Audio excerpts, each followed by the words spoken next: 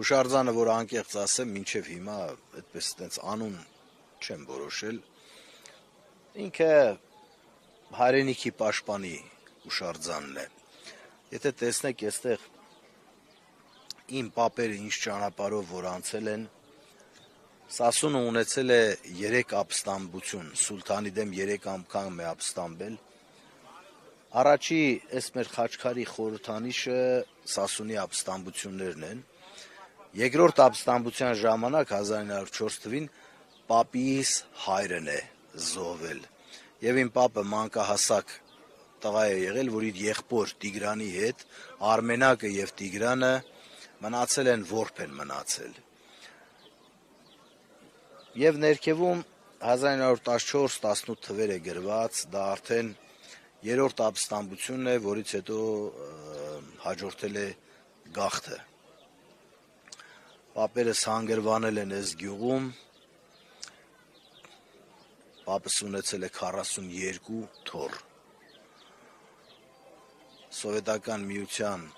պայմաններում պայքարի ձևը հավանաբար դա է եղել։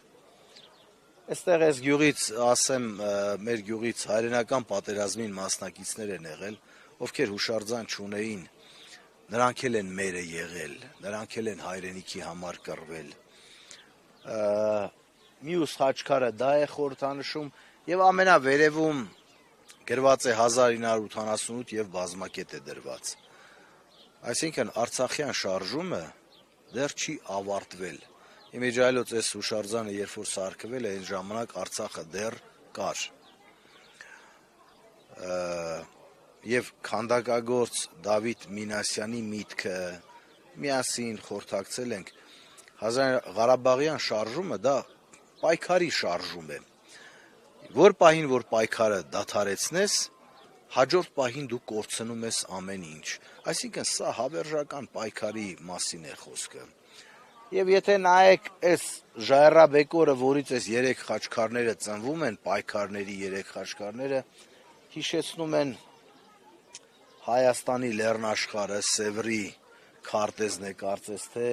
դրա համար մի կողմում գրված է Սասուն, մյուս կողմում գրված է Շուշի։ Ցավոք սրտի մենք հետընթացի մեջ ենք,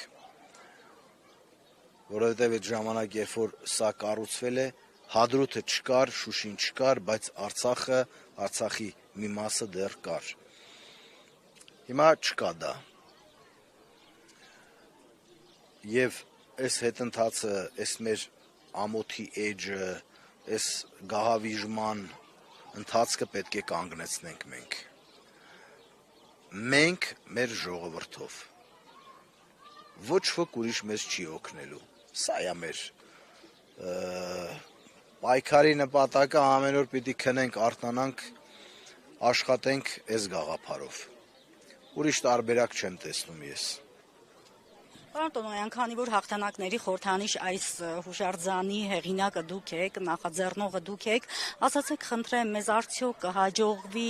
պահել հաղթանակների իրական նշանակությունը այս ներկա մարտահրավերների պայմաններում, որքանով մեզ կհաջողվի պահել իրական նշանակությունը հաղթանակների, հաղթանակը խորհրդանշող տոների նաև։ Մեր ժողովուրդը հիմա ընկճախտի մեջ է բոլորը, բայց պիտի հաղթահարենք դա։ Իրականության մեջ բոլորս դժվար ճգնաժամային տարիներ ենք ապրել 20 թվականից հետո, բայց պիտի ուժ գտնենք մեր մեջ, որովհետև ընկած մնալով մենք կորցնելու ենք մյուսը, պիտի ոտի կանգնենք, մենք հիմա այդ փուլի մեջ ենք, պիտի կանգնենք եւ բայց առանց մեր ժողովրդի, մեր մարտական ընկերներով, այդպես չի ստացվելու, պիտի ժողովրդով լինենք, պետք է այսօրվա իշխանությունները պետք է գնան պատմության գիրկը, որտեղ ինչ գնահատական կտան հետո իրենց, դա ժամանակը կորոշի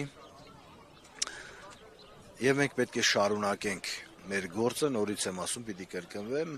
պիտի հզորացնենք մեր երկիրը եւ մենք դա կարող ենք անել, վստահ եմ, մեր սերունդները տեր են կանգնելու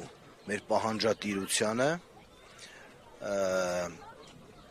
երբ որ մեկին մենք բարեկամ ենք համարում, իսկ նրանք այնտեղ մեր եկեղեցիներն են քանդում հիմնահատակ, այդպիսի բարեկամություն չի լինում։ Առաջիկայում այդ հնարավորությունը տրված է ընտրությունների միջոցով այդ հարցը կարգավորել եւ կարծում եմ, որ մենք կարգավորելու ենք այդ հարցը, ավելի քան վստահ եմ։